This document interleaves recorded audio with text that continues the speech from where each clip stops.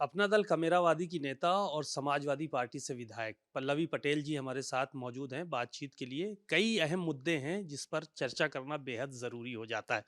Ma'am, कल आपके जीजा और उत्तर प्रदेश सरकार में मंत्री आशीष पटेल कह रहे थे कि औकात है तो सीने पे गोली मारो, लोगों के पैर पे गोली मारने से क्या फ़ायदा है। तो इस तरह की बातें वो कर रहे थे।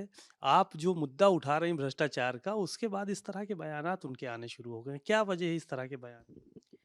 देखिए, वो जिस तरफ इंगित कर रहे थे, मैं सिर्फ इतना कहना चाहूंगी कि किसी भी सरकार के लिए एसटीएफ जो है एक बहुत ही इम्पोर्टेंट अंग होता है, अभिन्न अंग होता है। और हर क्रिमिनल को, हर अपराधी को एसटीएफ के सोच करके भी उसके दिलो दिमाग में डर होना जरूर चाहिए। Every criminal, it can be, और वो कोई भी हो सकता है।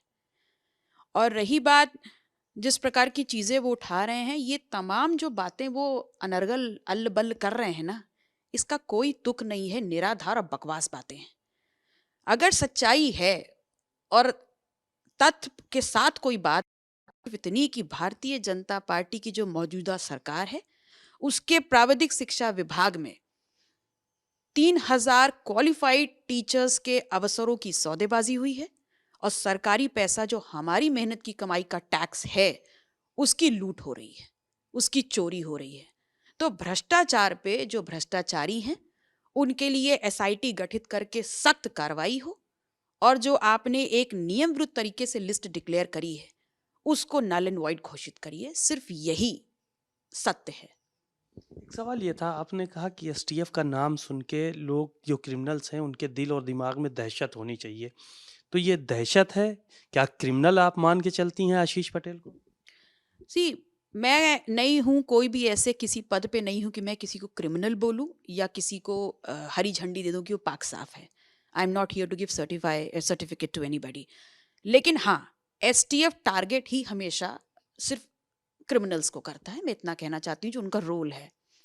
और जो भी क्रिमिनल होगा, वो अपने आप में डरेगा तो है ही। कुछ दिन पहले सूचना विभाग के ऊपर उन्होंने आरोप लगाए थे कि सूचना विभाग जो है वो खबरें छपवा रहा है उनके खिलाफ। उसके डायरेक्टर हैं शिशिर सिंह, और जो ये एसटीएफ है इसके जो चीफ हैं वो हैं अमिताभ यश, और दोनों मुख्यमंत्री के बेहद करीबी हैं। कहीं ऐसा तो नहीं सिर्फ मुख्यमंत्री का नाम नहीं ले पा रहे हैं, बाकी टारगेट वही हों? देखिए, मुझे ऐसा लग रहा है कि वो तमाम जो इस प्रकार की अनर्गल बातें कर रहे हैं और व्यक्ति विशेष का नाम ले ले करके, वो सरकार का एक हिस्सा है। सरकार कितनी लेयर्स में काम करती है, ये उनको भली भांति पता है। तो अनायास ही किसी न किसी व्यक्ति का नाम लेकर के, विभाग का नाम उड़ा करके, उनके विभाग में जो भ्रष्टाचार हुआ है उस पर लीपापोती नहीं की जा सकती। यहाँ पर पब्लिक, उत्तर प्रदेश की 25 करोड़ जो जनता है, वो माननीय मुख्यमंत्री जी से उनकी सरकार में हुए, उनकी सरकार के अंतर्गत जो विभाग है उसमें हुए बड़े भ्रष्टाचार पे उनका जवाब चाहती है, और जिनके अवसर लूटे गए हैं उनके लिए न्याय चाहती है। इसके अलावा जो तमाम बातें इधर उधर फेंकी जा रही हैं और उंगलियां पॉइंट आउट की जा रही हैं, वो सिर्फ आपका ध्यान भटकाने का काम है।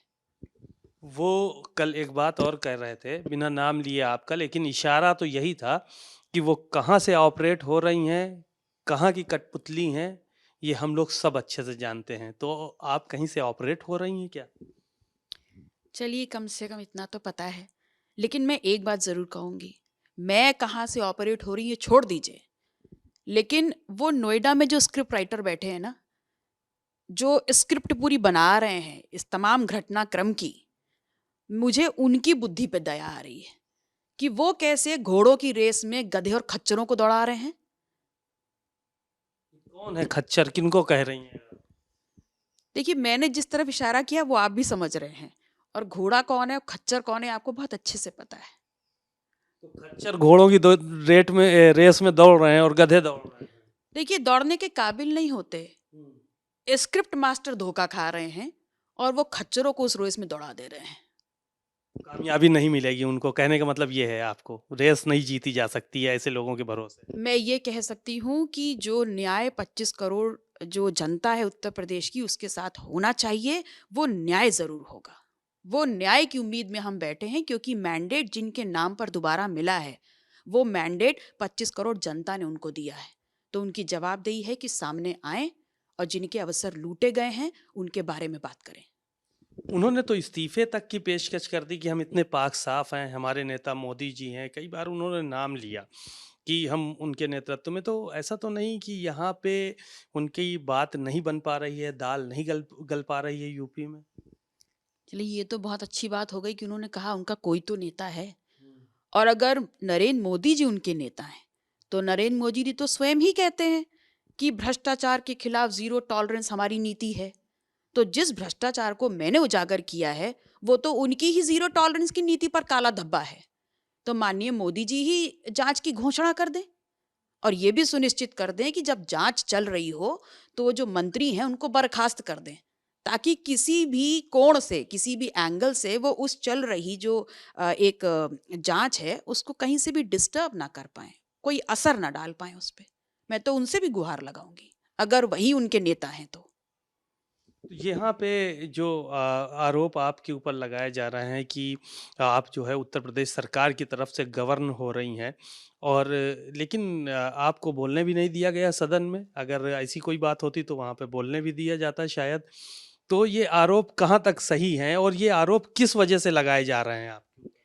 देखिए, मेरे पास ये तमाम दस्तावेज आए तो मैंने फर्स्ट ऑफ ऑल इन सभी दस्तावेजों की क्या सत्यता है इसको वेरीफाई कराया, और उसके बाद मैं चाहती थी कि सदन में इस मुद्दे को उठाया जाए ताकि 25 करोड़ जनता के सामने इस विधान मंडप में ही नेता सदन आकर के जवाब दें। लेकिन जब मुझे बोलने नहीं दिया गया और सदन से जाने का बोला गया तो मैंने बाहर इसके लिए वहां पर मैंने बैठ करके धरना दिया। तो भ्रष्टाचार के इस मुद्दे को उठाने के पीछे मेरा ये औचित्य नहीं था कि मैं इस पे राजनीति करूं। मैं इतना चाहती थी कि जिनके हक मारे गए हैं और हमारे पैसे की, सरकारी पैसे की जो लूट है, इन दोनों पे सरकार आकर के जवाब दे। और सरकार का नेतृत्व अगर माननीय योगी नाथ जी कर रहे हैं तो उनको आना पड़ेगा जनता के सामने, क्योंकि दोबारा मैंडेट जनता ने उनको दिया है, तो वो बच नहीं सकते इस जिम्मेदारी से।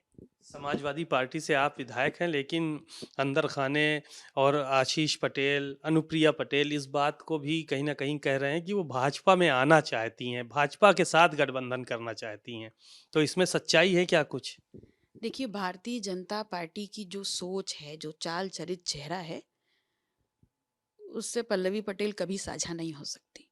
और मैं अखिलेश जी के विपक्ष में जहां भी हूं, बहुत खुश हूं और संतुष्ट हूं, और विपक्ष में रह करके मेरी विपक्ष के तौर पर जो जिम्मेदारियां हैं उसका निर्वहन कर रही हूं मैं।